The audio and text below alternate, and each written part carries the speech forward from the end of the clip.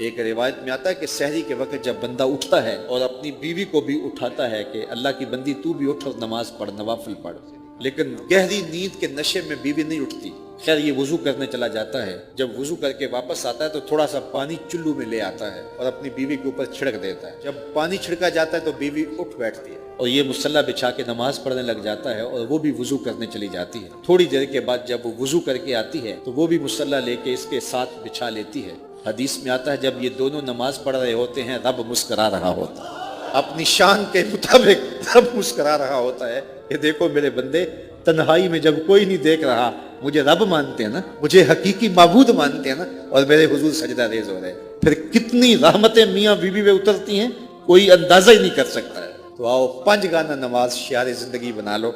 वो बदबख्त हैं जो अल्लाह के हुजूर सजदा नहीं किया करते और वो खुश नसीब है जिनकी पेशानियां सजदों से आबाद हैं।